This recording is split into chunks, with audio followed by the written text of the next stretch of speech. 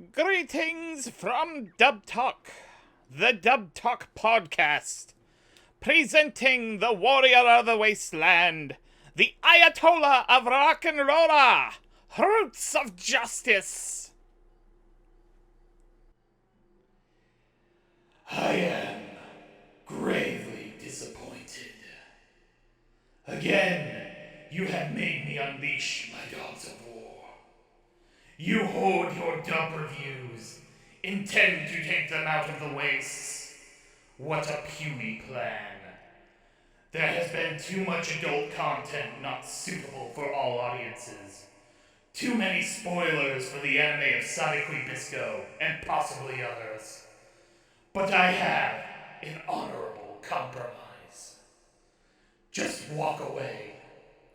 Give me your dubs, the honest critiques, the 15-minute segues, and the podcast, and I'll spare your lives. Just walk away, and we'll give you a safe passageway into the wastelands. Just walk away, and there will be an end to the opinions that are those of the individual participants, and do not represent Dub Talk as a whole. You have one full day to decide.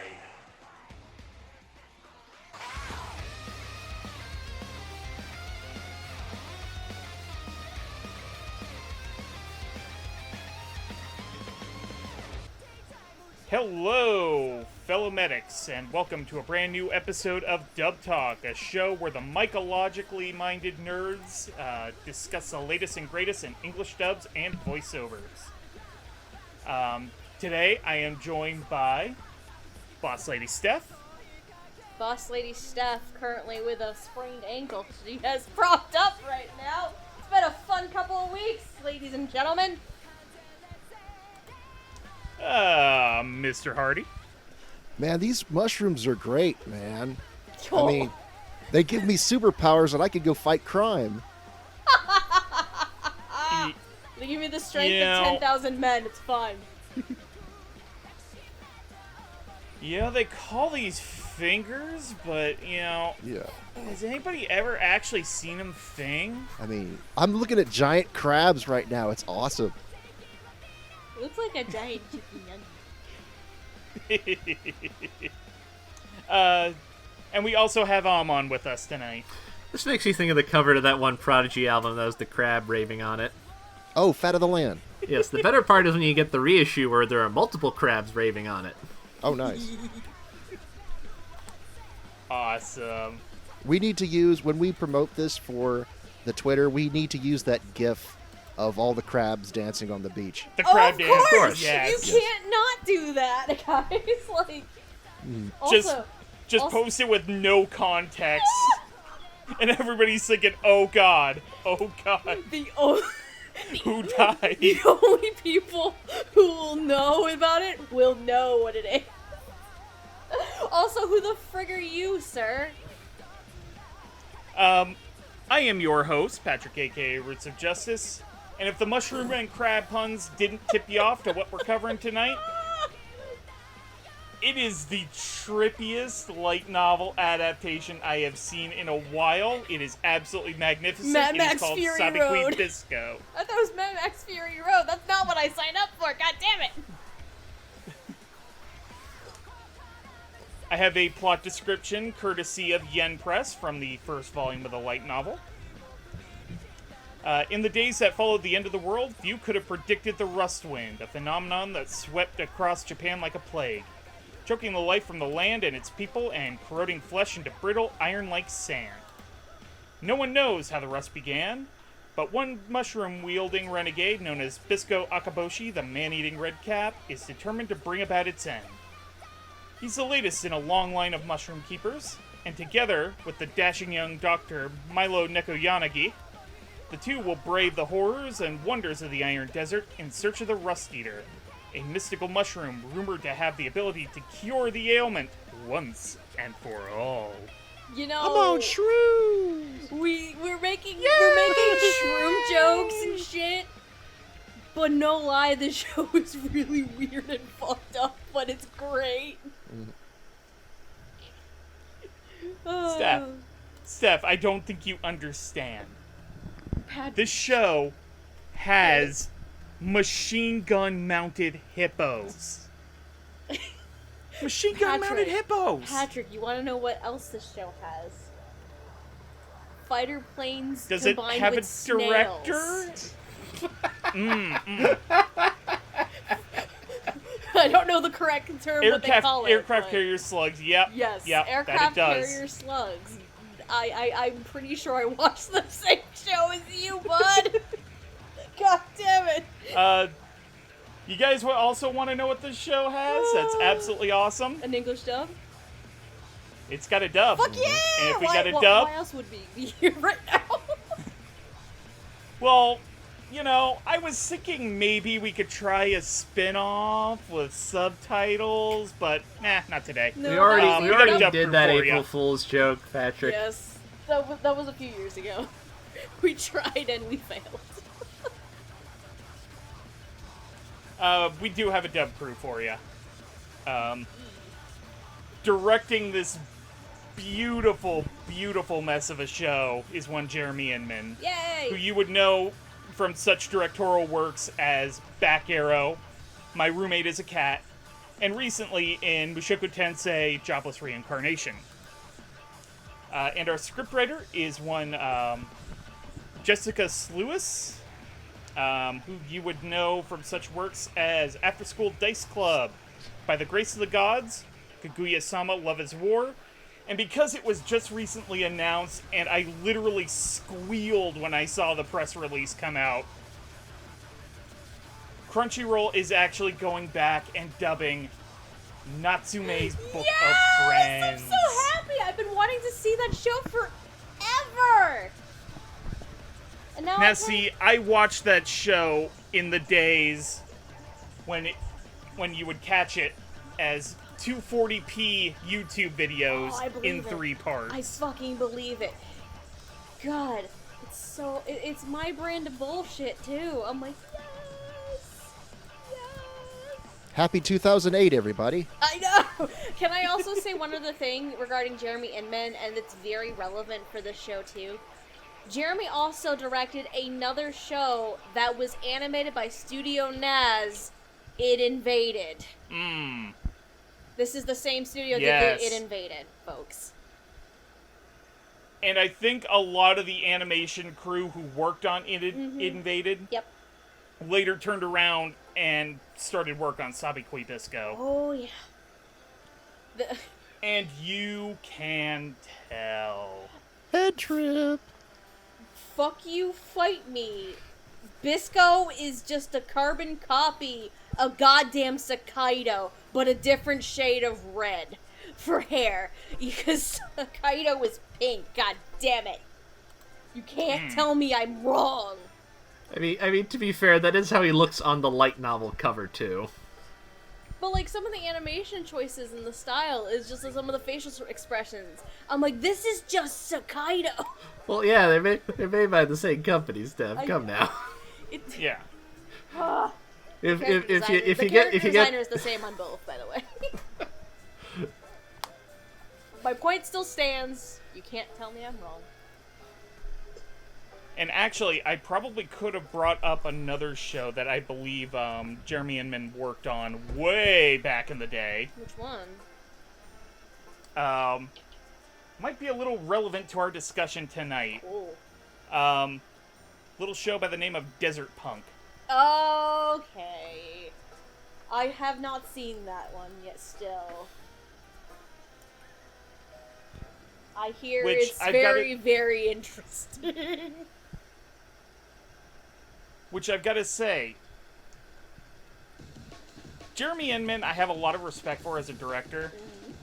Mainly because a lot of the shows he ends up working on end up very much in the Roots of Justice wheelhouse. Same with me, actually. But, like, this show is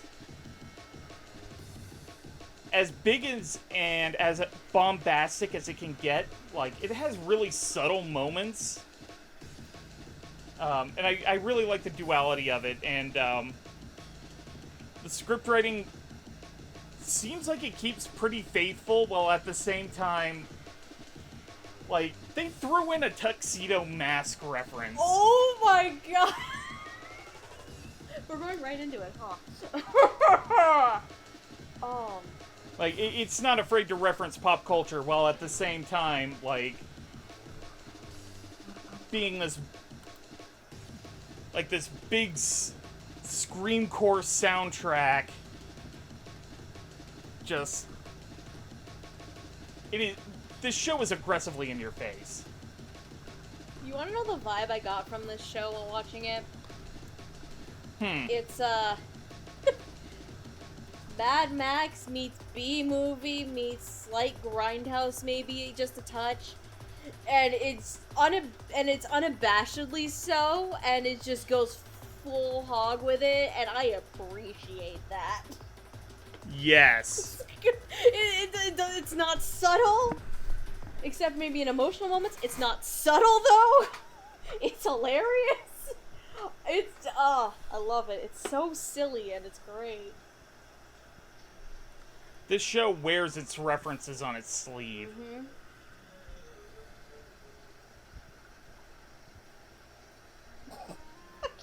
I'm looking at my notes, speaking of some of the writing. Oh, I have some fun gems, including Bisco calling, Pawu a goddamn helicopter parent. I was like, oh man, that was great. It's funny that you should mention Desert Punk, because I got the feeling watching this, especially going back and watching a few episodes yesterday to kind of jolt my memory. I got a lot of old school ADV kind of vibes from it. Really? Yeah. Yeah, you know what? Okay. Now that you mention it, like, yeah, like, not quite the level of, like, an ADV comedy, but, you know, something like a Full Metal Panic, I guess? Like a Full Metal Panic or a Mezzo or something like that. Huh, okay. Yeah. I haven't seen any of those shows, so I don't know the reference, but I kind of understand where you're coming from with that. Yeah, It makes sense. And when we get to the actors in question, I'll explain why they kind of reminded me of some old ADV performers. But yeah, it kind of got that like early to mid 2000s kind of sound vibe to it. You know, the more you're like talking about it and describing it, I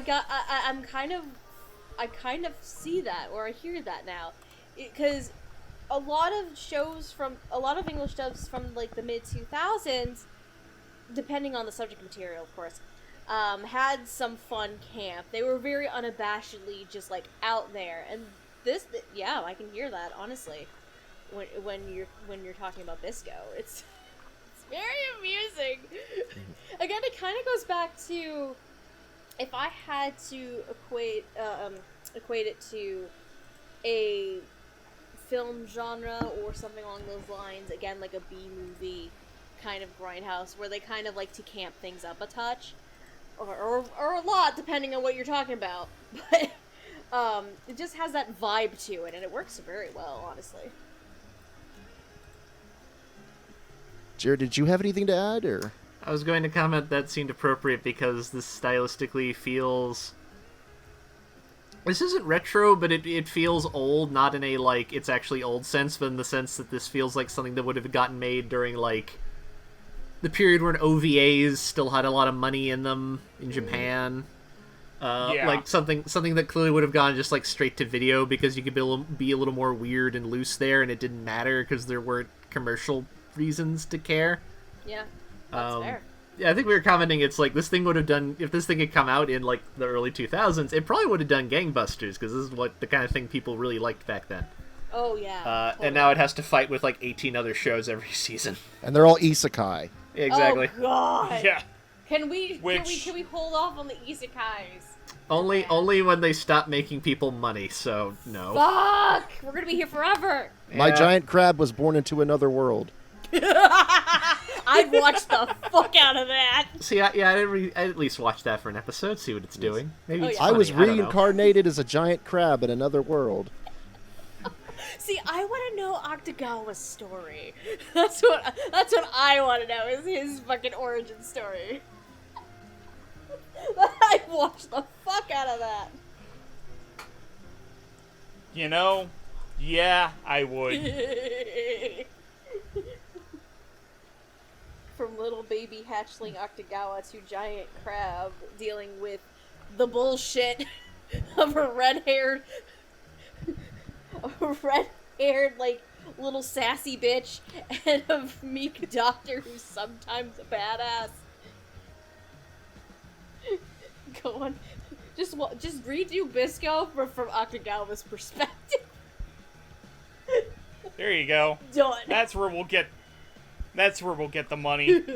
Giant crab fighting giant enemy crabs. Yeah. Gotta hit those weak spots for bonus damage. Yes. Oh, yeah. $599.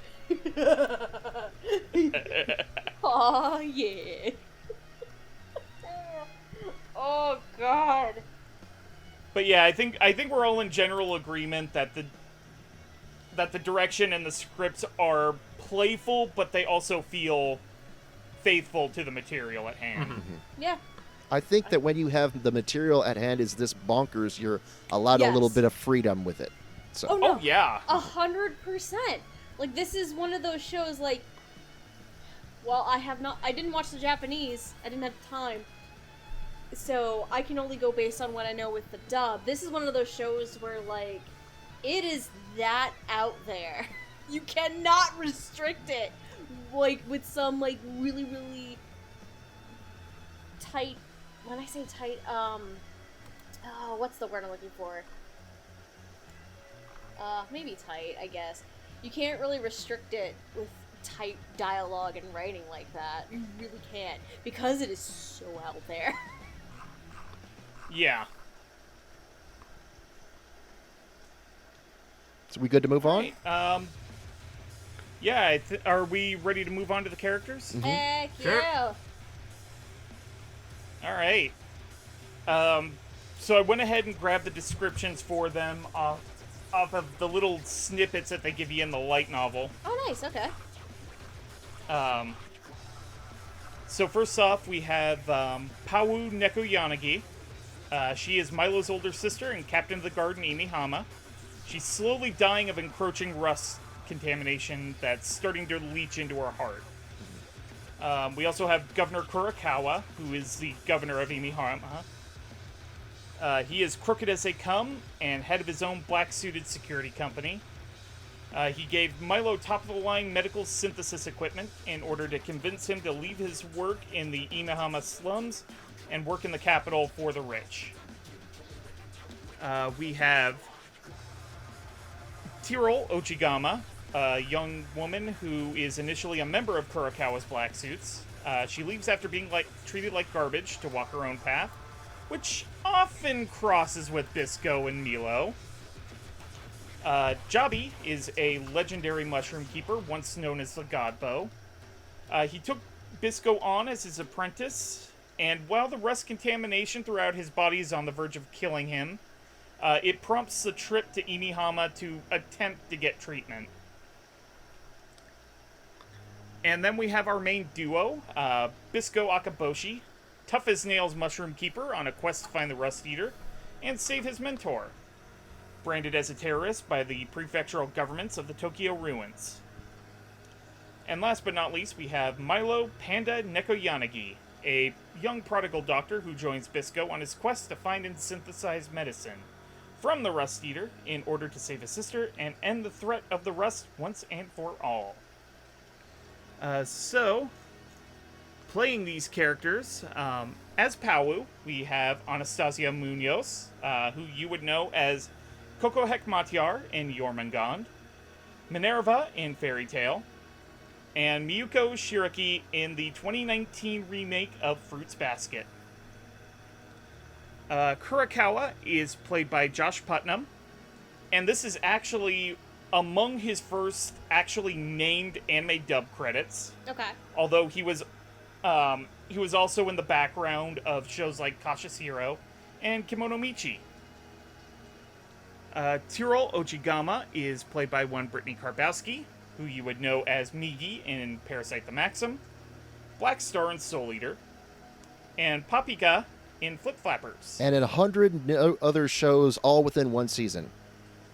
Yeah. Yeah. We're seriously the hardest working. One of the hardest working women in anime today. Oh, yeah.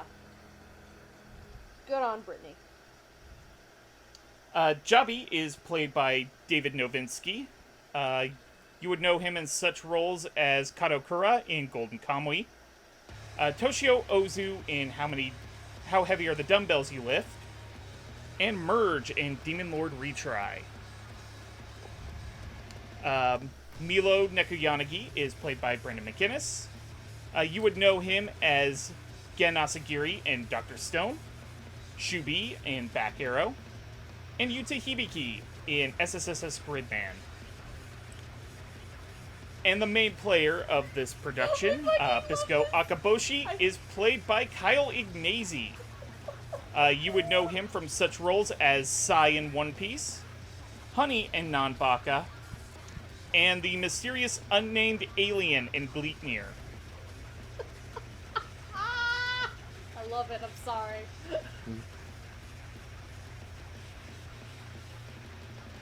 Alright, and, So we just gonna work our way from the bottom up? yeah, or? so... How do you want to do this, boss man? Yeah, so the typical way Amon and I have been doing episodes lately, and I probably should have explained this before we started recording. From here, we just kind of freeball it for an hour 15 minutes. Oh, yeah. I was on Tokyo Avengers. I know how this works. Yeah. I'm freeballing. Freeballing. Thank you, Beavis and or Butthead. No, that was a Murder Face reference right there. Oh, yeah, that is Murder Face, isn't it? All right. I play bass with this thing.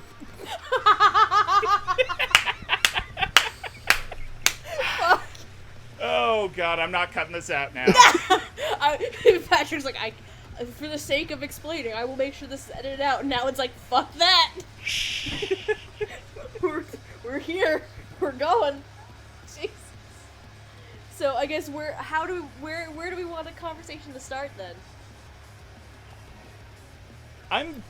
I'm leaning toward starting with our main villain, Kurokawa, Oh boy. which...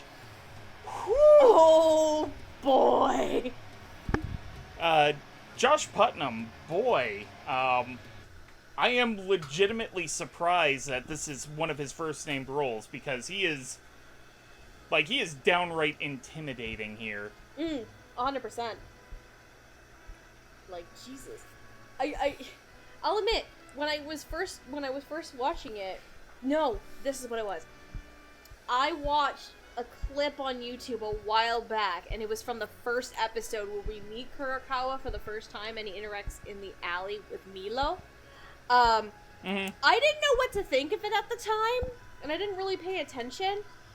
But then, like, going through the show, and the more you're watching this unfold, it's like, what the fuck is wrong with this man?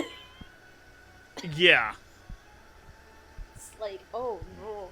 Because he is very intimidating, and he has moments where he gets very unsettling.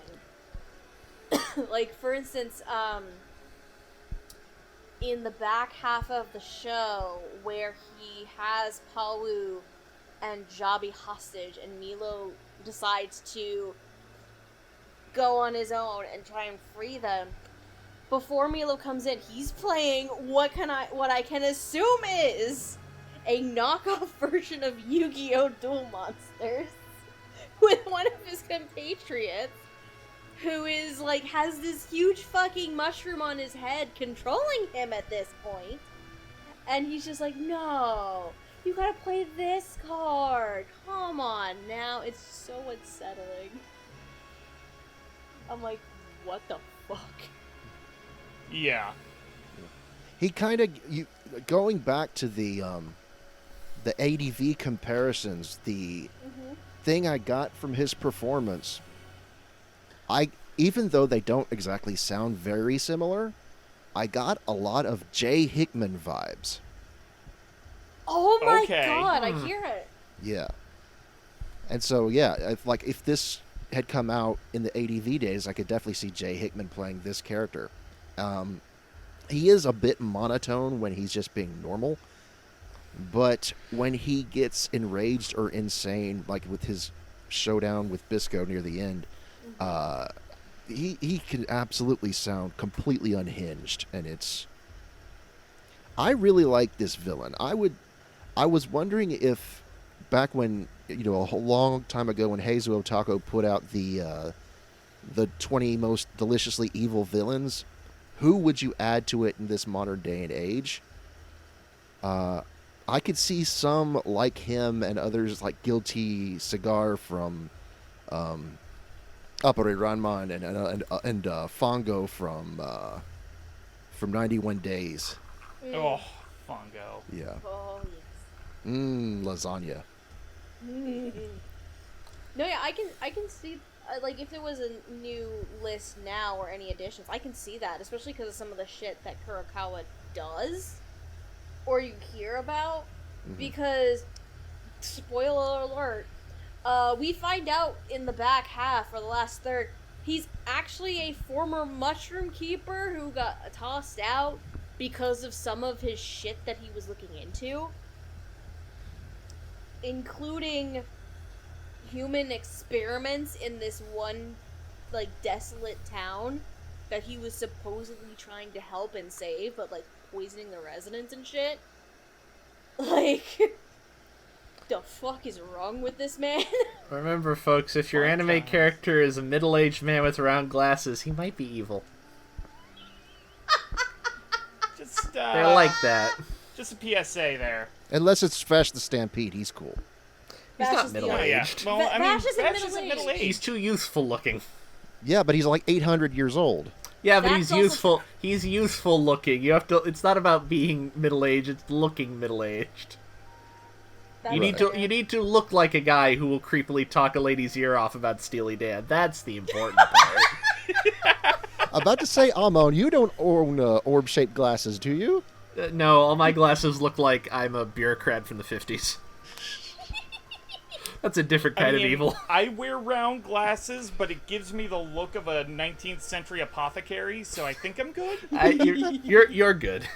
You're good. You need to tie that with a nice top hat. Oh! I should look into hats. Yes, Like a nice quite. bowler hat. Indubitably. Indubitably. Scrumptious. Work on my mustache game a little. This is not. But this yeah, is not I- Moriarty the Patriot. We're on the wrong show right now. But I honestly just love the absolute amount of slime Josh Putnam is able to put into Kurokawa. 100%. It's great. It's delicious. I'm gonna agree with. And it actually kind of blew my mind that in the last like 2-3 episodes, the Yes. big Tetsujin Titan that's a villain. Fuck. Yeah, that's him. Yeah, no.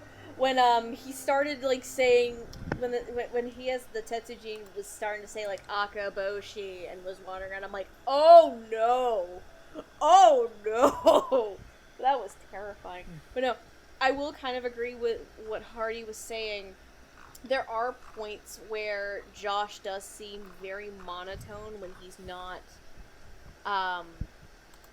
portraying a huge amount of emotion, like his very unsettling nature, like his anger, like his slight craze. So I can agree with that a little bit. But sometimes the monotone also comes off as unsettling, depending on the circumstance. So it's a 50-50 shot whenever that happens, that it works or it doesn't. So it's kind of split depending on the scene and the context you get for Kurokawa. Honestly, the monotone sound actually, it actually worked for me. Okay. Just because, you're not supposed to be able to put yourself in the shoes of Kurokawa. Like, he's supposed to be alien to you.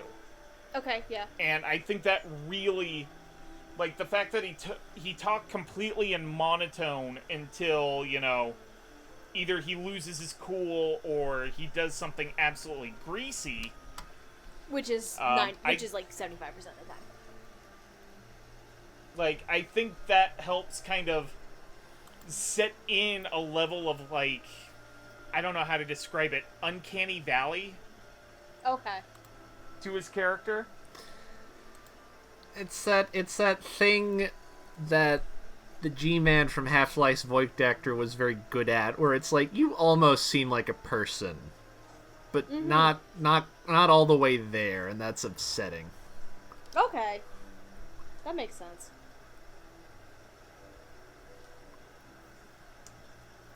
And then, my God, Brittany Karbowski, like, She's a delight. She's like if she's not screaming in danger, she's trying to scam the living piss out of Bisco and Milo. she's a delight. Like, there's a lot going on with Tyrell. 'Cause, again, like you mentioned earlier, when we first meet her, she's a part of the Kurokawa, like, elite squadron. And then she manages to get the fuck out, and she's becomes a traveling merchant, selling wares. And then we also find things out, like, she actually used to work as a mechanic as well, in her previous job.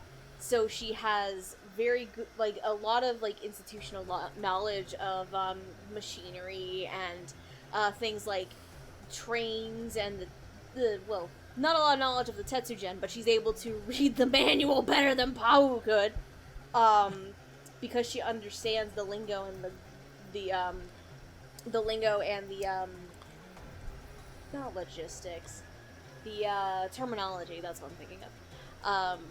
Behind something of that nature. Can I also just say, Tyrell trying to be a massive flirt was also a goddamn delight. Oh, she's absolutely fucking awkward at it. Oh yeah. And it's great.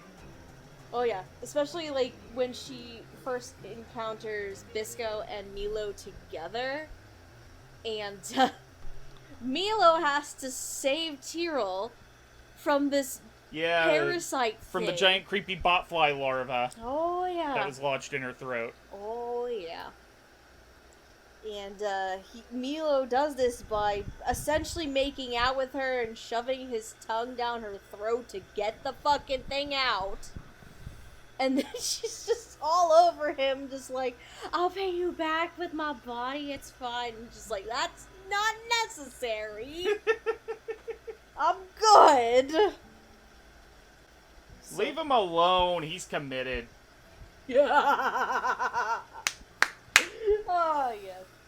He did the archer's kiss with Akaboshi. Twice. Twice. Oh, God. First time he received, then he gave. That is a relationship.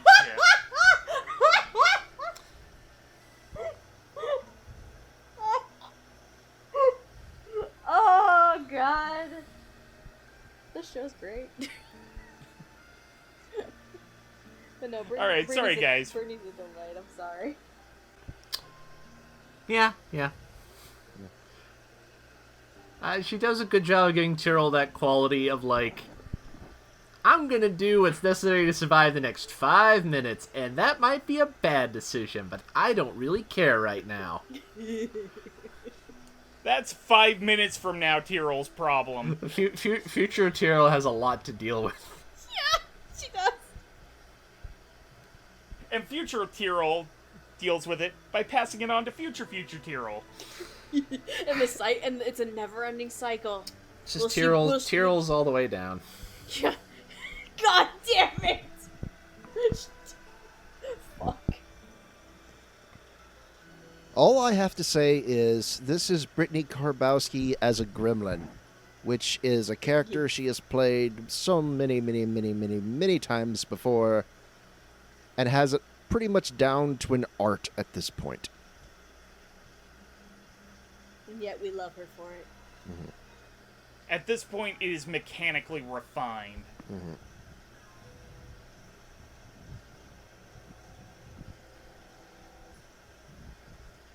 Which, speaking of gremlins, Jobby.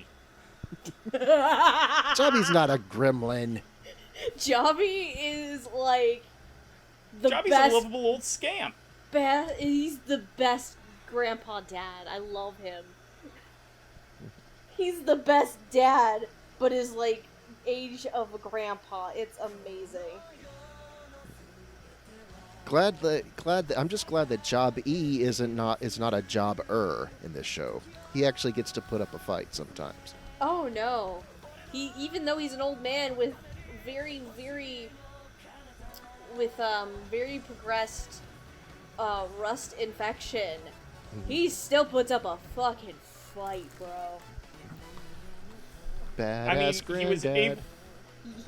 able to keep up with not one, but two anime original security guard gorillas. Maybe 3 if you count the one that almost attacked him but Pau stepped in. See, this is the other actor who gave me a lot of ADV vibes. Yeah. Because I was listening to him, and you could probably swap him out with Andy McCavin. Okay. Yeah. Who is that? Andy McCavin. Let's see here. Who would you know? That's not a name I would know offhand, so you're gonna have to help me out here. I need to look it up. See an old Oh, he's the pervy teacher from Azumanga. I haven't watched Okay. Dio. What? You're killing me here, Steph. I'm sorry, guys. I know Alright, he's probably alright. someone in Princess Tutu. Let me see here. Oh, he probably is somewhere.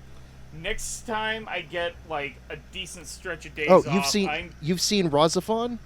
Yes. It's He's been a while, Joji though. Fudugama. Fuck, which one is that? Oh, it's been a minute since I watched Razafon. Shit. He's a reporter, apparently. Hold on. Now I'm looking this up. Continue. Alright, well, next time I get a decent stretch of days off, I'm taking a train down to Connecticut and I'm bringing my Azumanga DVDs. We are writing Yes. this wrong. I have Azumanga Daioh on DVD. I just haven't had the time. George. Ah. Anyways, David's great. Good, funny old man. Yeah. I've watched it's weird because I've watched most of the things that you listed that he's in, like Golden Kamuy and How Heavy. I don't know who those characters are. So, See, this is my first time I've ever heard of him. And I don't even remember... I've seen all of Golden Kamuy up to this point, but I don't recall Karakura at all right now.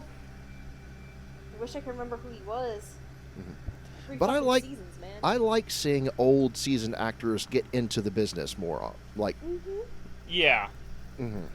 because I mean, not everybody can. We can't all rely on our Bruce Elliott forever. So, Our Bruce Elliott is a sweetheart, by the way.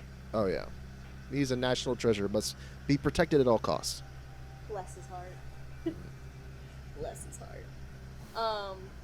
No, it's great that there's at least a little bit of expansion on older gentlemen playing old man roles.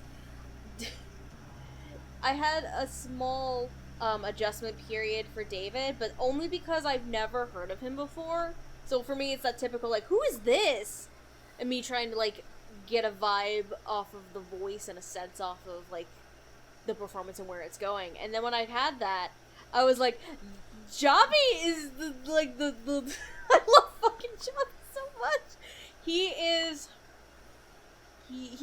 a little bit snazzy and snarky, but he is like, he will tease you for the silliest of shit, and then to make it up for you, give you an ice cream cone.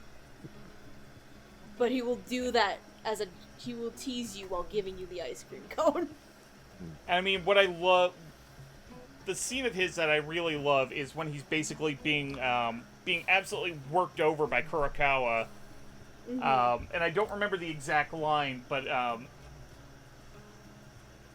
no, I don't think it was Kurokawa. I think it was his goons. But he just turns around and basically has that attitude of like, yeah, did this guy just sneeze on me or something?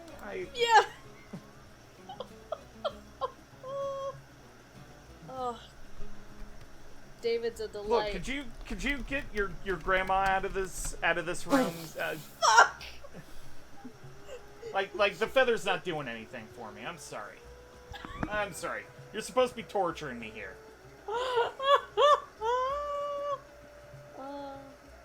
Javi's a delight. I love him. Sweetest He's just so old playful. Man. It is. And also between him and Josh Putnam, like, I think the greatest strength of this show is its core cast is a lot of relatively new names being elevated up and supported by, veterans of the Dallas acting scene. So yes. Yeah. It's a and nice, maybe it's I'll a nice have, balance.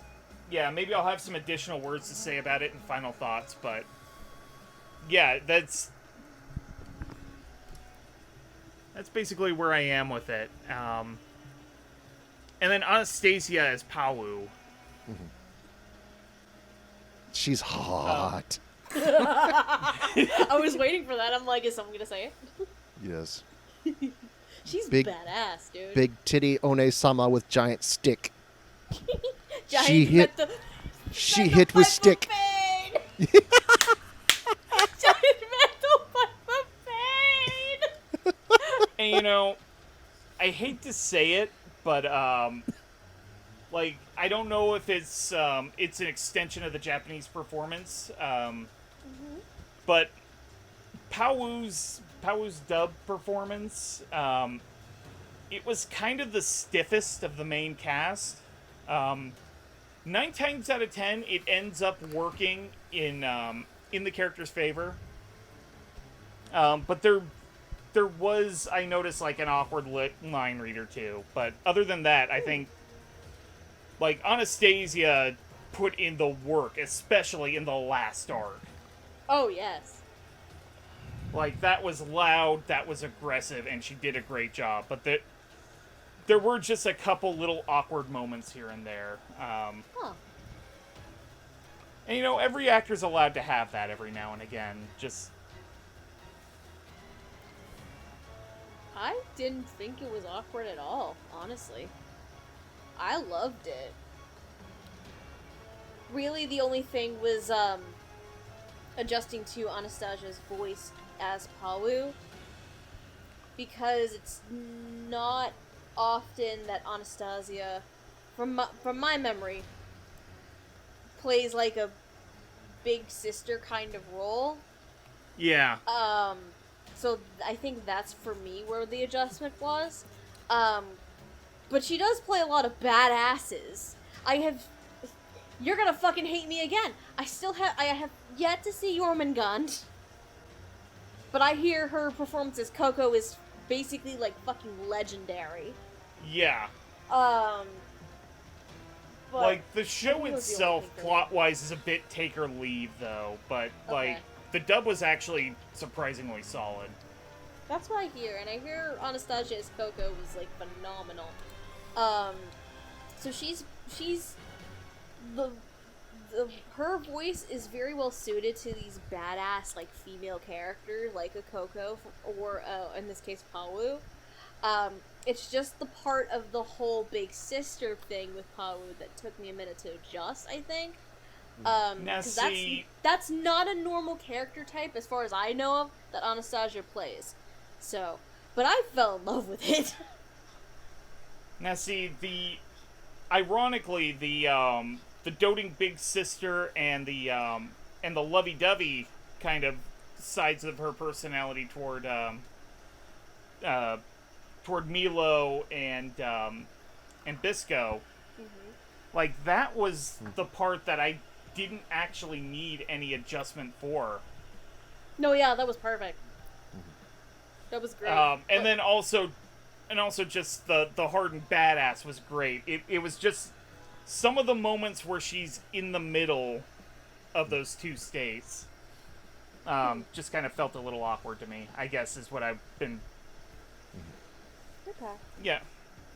Been trying to sort of explain, but kind of came out awkwardly. No, that's okay. You're good. No, speaking of the flirty, lovey-dovey. She wants Bisco's mushroom. Oh yeah. Yeah. Ayo. That moment in, like, what was it? It was the last episode. God damn. She just gives him that look, and fucking Bisco is awkward as shit, of course, because he's no remote experience with relationships or women for that matter, so he doesn't know what the fuck to expect. And what's weird is that Milo is cool with it. He's like, hey, your brother-in-law? Hey, it's cool. We'll split you. In more ways than one.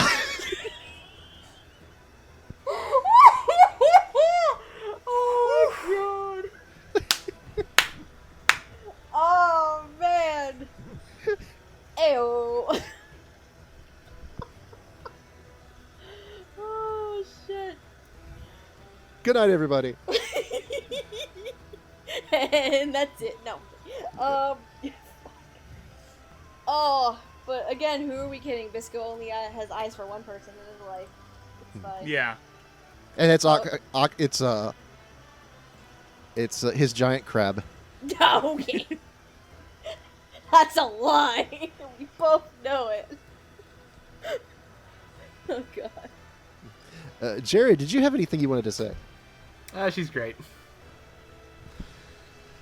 Yes, I like to see her hit things with a stick. I mean, it's very when she hits the things with the stick, it's very fun. Yeah, you act out of line, get hit with stick. Magic metal piper bay. Nothing much more to add that hasn't already been said. She's good. Mm-hmm. Okay. And, I mean, honestly, I think we need to talk about Bisco and Milo together. Kind of, yeah. Because their chemistry is just perfect. They are the reason you will watch this show. Because they carry this show on their big, giant fucking crab named Makatagawa. And honestly, this is one of Kyle Ignazzi's first lead roles, isn't it? It is, actually. As far as I'm aware of, it is. He's gotten, like, more and more major roles in the over the years. But as far as I know of, this is his actual first lead. Okay. Which, I've got to say, I was not expecting someone with his vocal profile to be sort of the brash hothead. Neither did I. I actually could have seen him a little more as Milo before the Castles came out. No. But he has this really nice... Like, his voice is really punchy and aggressive when he wants it to be, and it's just great, honestly. He's got this sort of, oh yeah, sort of attitude to him. Yeah. Like, I know you are, but what am I? He's like... He's very 90s. Yeah. Because poor literacy is cool. God, he is aggressively a 90s shonen protagonist, isn't he? Yes! I feel like it doesn't quite sound like he's doing a voice, but Kyle always sounds like he's affecting a little bit of a something whenever he talks. Like not like the character's pretending, but just like he sounds like a radical dude. He's very much the Raphael of the anime scene. Yes! If Rhodes still existed, he would absolutely have a skateboard. Yes. Like, God, Kyle Ignacy would make a great Raphael, wouldn't he? oh my god. And would Brandon be Donatello or Leonardo? Oh, Donatello. Leonardo. I see Donatello, personally. Yeah. Like, Like- Kyle I could see as either a Raphael or a Michelangelo. I was just thinking that 100%. But no, like, this is very much a different Kyle Ignacy that I'm fucking used to. Because, like you guys said, he's not usually the brash, hothead type. Not by a fucking long shot. The closest you might be able to get, maybe, at least in terms of personality and some snarkiness, could be, and there's a reason why I'm bringing this up, because I was reminded of it. His character from Hikaru Tonkotsu Ramens, he's the hacker character. I forgot his fucking name. Oh, yep. That's the I closest can't remember in terms his name. maybe personality that this works close to. Tone-wise, though, it's not the normal tone of voice that we're usually associated with Kyle Ignacy for. It's a touch lower than what we're used to, but it's subtle, but it's enough to make a difference, and I think it fucking works. Because I'm used to Kyle Ignacy's in a lot of different things, including Toilet Bound Hanako-kun. I believe he's in Actor Songs Connection. He's in... what the fuck else has he done? I think I may be confusing him for someone else. I think he was in the Rail Deck series. Maybe? I haven't seen Rail Decks at all. Any Rail Decks. I mean, Raildex is so big as a franchise, I would not be surprised if he was somewhere in a major part. Andrew just yelled from the bedroom, Epithet erased! I haven't watched Epithet I actually Erased. haven't had time to sit down and watch Epithet Erased yet. The pattern with some of these characters that I'm seeing is it's not a Bisco. That's the thing. It's not a Bisco. It's different both personality-wise with the character, and it's, again, a slight shift in his tone, but it's enough of a difference, and I think it works very Would you nicely. say Yeah. it's Nabisco? Like the cookies? Get the fuck out. Get the fuck out. Get out of my house. And then, you know, while it's a little more in Brandon McGinnis's wheelhouse, like, I really appreciate the sort of the gentleness of Milo in the first couple arcs that slowly kind of evolve into him becoming the brash hothead. Yes. Because, oh sweet lord. So, this show, again, is convoluted as fuck. So, Bisco sacrifices himself to kill Kurakawa in a pit of essentially, like, magma lava, whatever the hell is happening Liquid here. rust. Thank you. And he asks He gets better. Milo to... I got better. It's just a flesh wound. It's just a flesh wound. We'll just chop your arm off there. It's just a flesh wound. I haven't seen Holy Grail forever. I need to do that. But the point is, after Bisco bites it, quote unquote, like you said, Milo becomes the brash hothead in his stead. Like, with the whole thing, with the whole idea of like, he's still here. I'm carrying him with me in my heart, like that kind of thing. And no, Brandon is great with all of the sides of Milo. I feel it's great.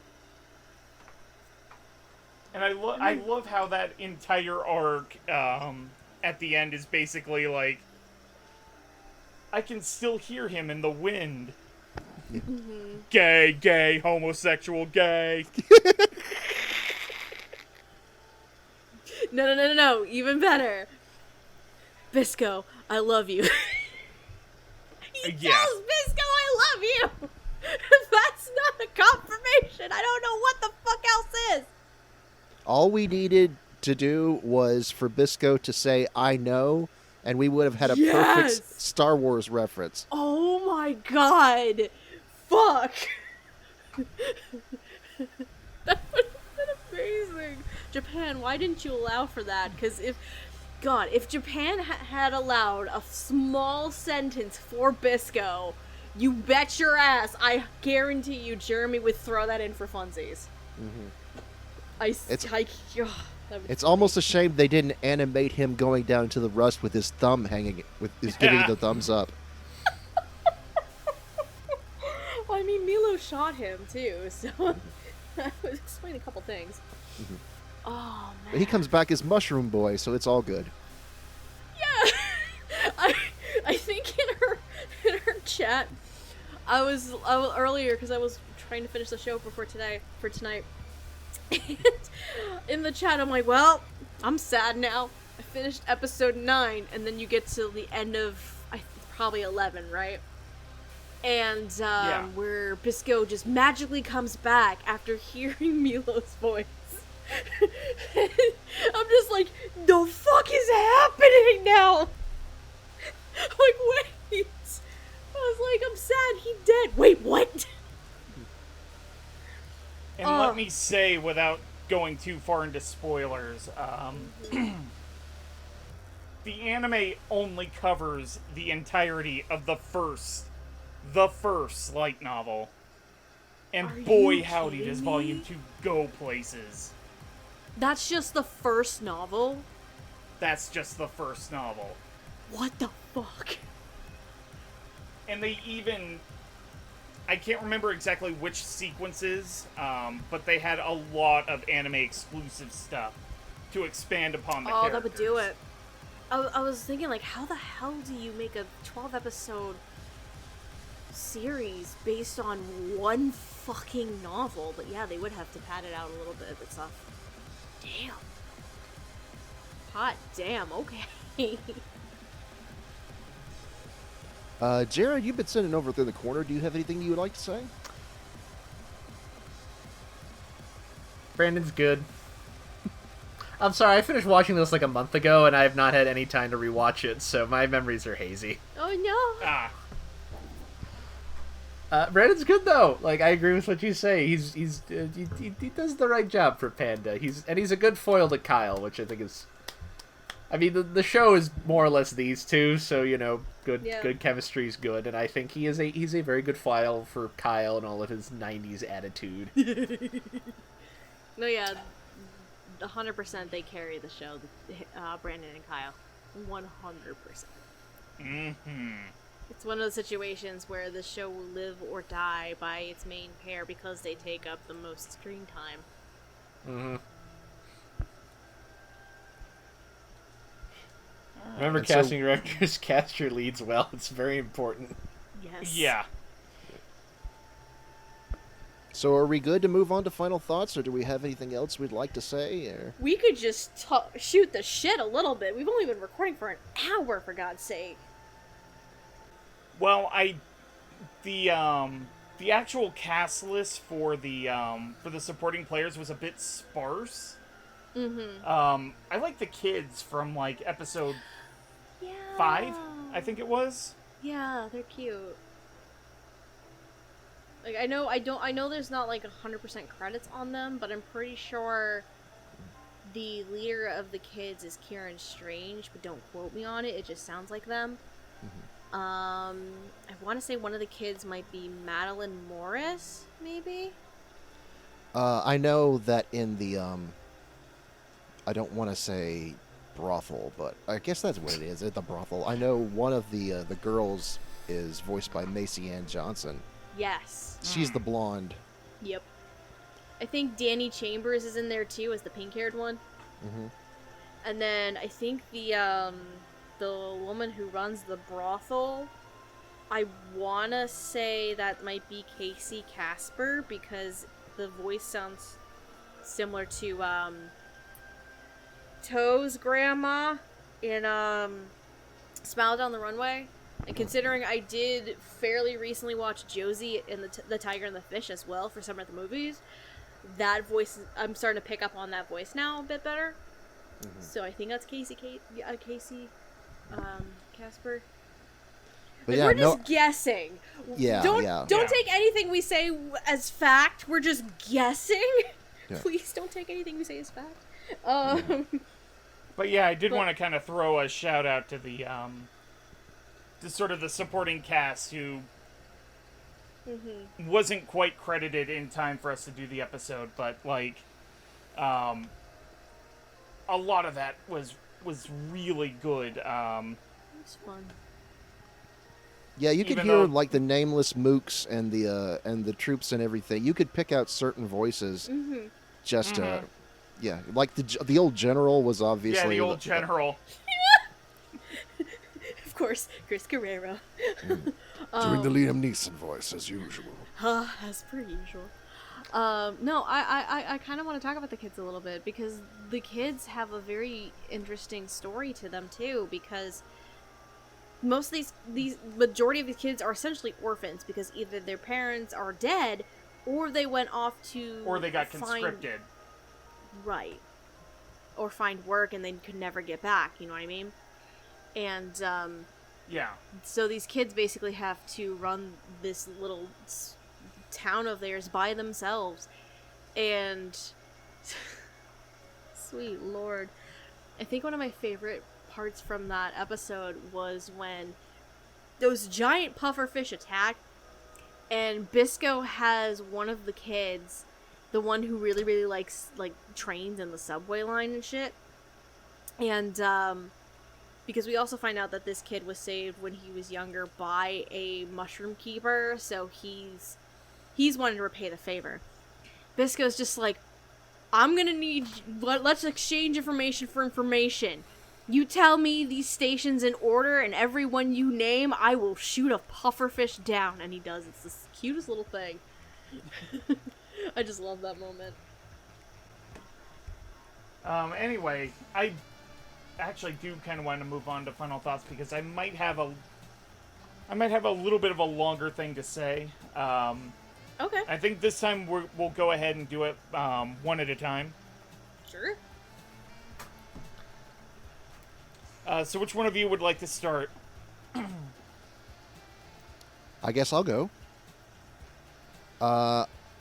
Like I said, it gave me a lot of old school ADV vibes, which, while those dubs did certainly have their problems back in the day, they always had a lot of energy and a lot of fun to them. And considering the show is as completely bonkers as it is, it gives you a little bit of freedom to work with a script. And so you stay faithful, but still throw in a jab or two just for the humor. And it's not the most refined, cleanest thing I've ever heard, but I had a lot of fun with it. And I had a lot of fun with this show in general, and hopefully we'll get to see the second light novel adapted soon. Yeah. Absolutely.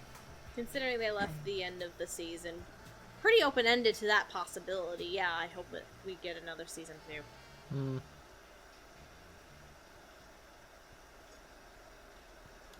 Alright, who'd like to go next? This was the correct dub for a show that has a warplane that's also a snail, and all the bad guys' mooks wear cutesy little bunny mascot masks, like that makes them any less terrifying or dangerous. If anything, it makes them more terrifying. Yeah, that's some Dead Man Wonderland stuff right there. Oh, that is actually shit. Of Patrick, you might know this. Which Silent Hill game has like the rabbit mascots in it? Oh shit! I want to say like, that's gonna. It's like 4. that. I want to say the one in the apartment. That's yeah, but like that. It's like that's what it thinks me of. It's like it's contextualize the cute thing and the creepy thing. Yeah. It's a good dub, is what I'm saying.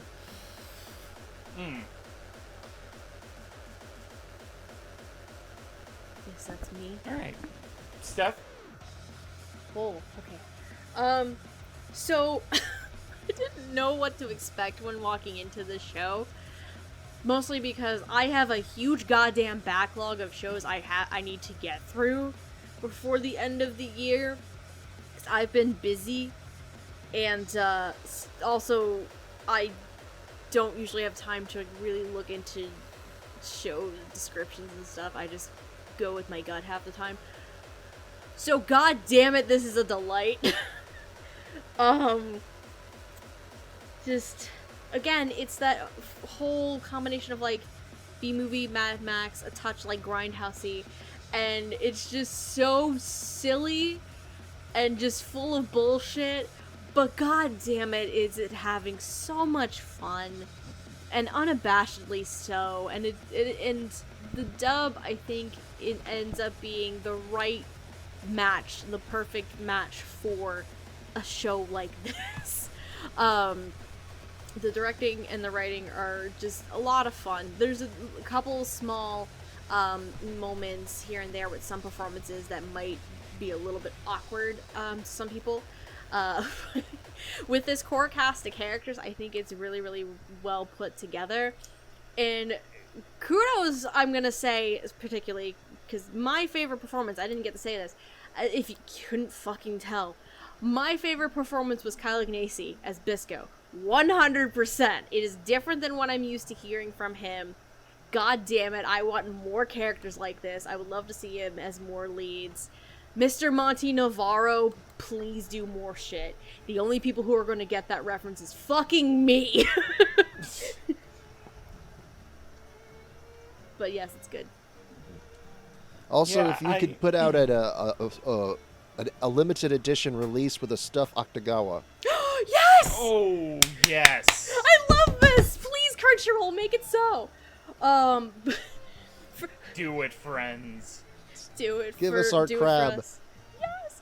Side note: the Monty Navarro thing. So, if you're a theater person like I am, you would know the name of Monty Navarro from A Gentleman's Guide to Love and Murder, which is a fun, fucking musical romp, murder mystery, like craziness. And for a while, I saw on Kyle's Twitter that he was promoting that show because they did a regional performance in Texas, and he was the lead character, Monty Navarro. So that's why the more you know. Do do do do. All right, so I absolutely love the shit out of this show. I think it captures the best aspects of pulpy 80s OVAs and sort of that mid-2000s, that magical period of like the mid-2000s to early aughts, where you could get away with like off-the-wall anime shit on TV. This hit my strike zone, basically. And it is why I've been trying to get an episode off the ground for the past 4 months or so, and just scheduling conflicts ended up pushing it out to us finally getting it done at the end of August. Woohoo! Mostly on my end.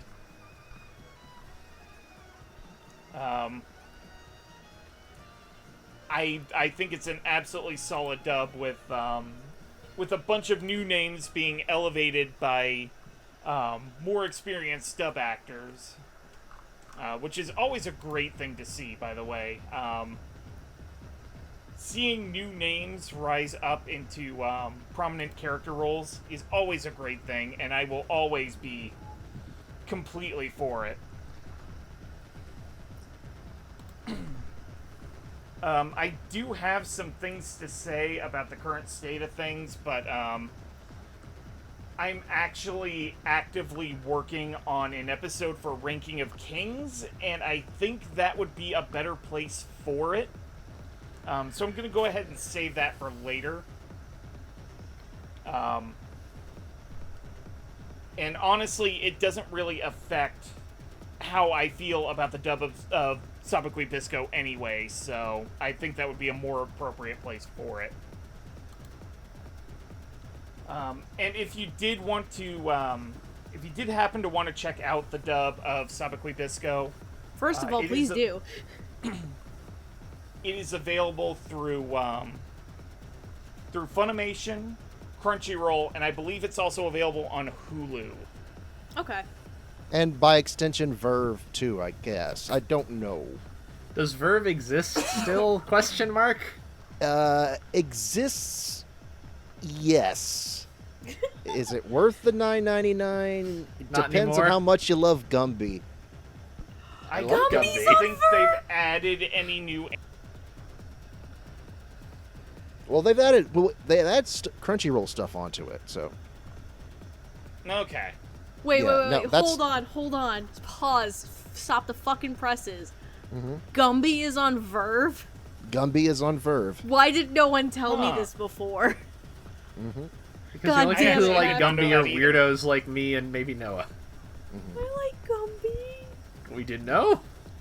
I'm surprised, bitch. No, I've been meaning to try to, because Verve seems like it's on the demise, so I've been meaning to, Yeah. I'm begging people to please sign up for at least a month and watch Last Man. It's the only way you can watch it. So, Yeah. Yeah.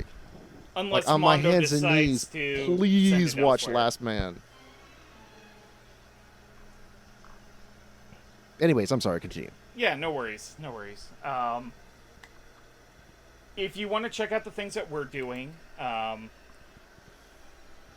if you're listening to this via our YouTube, we also have audio feeds via Podbean, Spotify, Apple Podcasts. There we go. And if you are happening to listen to this via our audio feed, we also have a YouTube channel, youtube.com/dubtalk. You can watch episodes there, and now you can know what all of these actors look like. We also have a Twitch stream now. Fuck yeah. Steph and Amon are actually actively doing stuff for it. I'm waiting for my work schedule to calm down a little bit, but I also do. I do streams occasionally when I get an evening. I'm trying to get into it. I just need to see how much equipment I would have to have in order to actually do it. See, Yeah. all I really have is a gaming laptop, and you just gotta make sure you have really good internet connection. Like, you have to connect to your fucking modem router, whatever it is. Yeah, if I was to Twitch, I'd have to do like really small indie games that don't take a lot of memory to run because I don't have a gaming laptop, and you can't upgrade laptops unless they're built that way. So Yeah. Yeah. yeah, but I You can might play be able- stuff. You might be able to get away with, though, doing, like... Because most of the stuff that Andrew and I stream are just through Capture Card, and that shouldn't be too terrible. Yeah. What I'd really like to do is do a player 2 with either Patrick or Amon. Cool. So Yeah. well, I think we've been tossing around the idea of Pat and I doing multiverses together. Nice. Yeah, once we're able to get the logistics of something like that worked out, yeah, I would absolutely love to do that. But yeah, we're doing Twitch now. Yeah. Yay! And there was much rejoicing. We also have a Twitter feed, twitter.com/dubtalkpodcast. Mainly just lets you know when we're doing stuff, when our episodes drop, and when we're streaming. We have a Ko-fi account for one-time donations, but we also have a Patreon. And at the end of every episode, we like to thank the people who are contributing to our show directly. And at the $5 tier, we have Megan's mom and dad, Michelle Travis, Nico Robin, but with yowie hands, and Victor My Baroda. And at the $10 tier, we have Anthony Brown, Carly Lessicow, Crimson Echidna, Jacob Wilson, Jared Hawkins, Marissa Lenti, and Otaku Anthony. Thank you guys so much. You guys help us make the show as great as it is right now.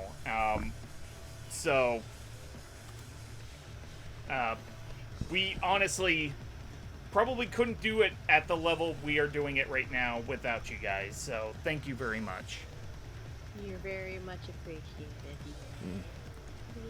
Yeah. Danka. Yeah. Mm-hmm. All right, and where can we find you guys on the wide world of the internets? Oh, man. My name is Spaceman Hardy. You can find me on Twitter at Spaceman Hardy. I usually just, these days, I need to tweet some more goat pictures, but I retweet a lot of art, and I occasionally get in the occasional internet argument, and but it's all good. So. Yeah.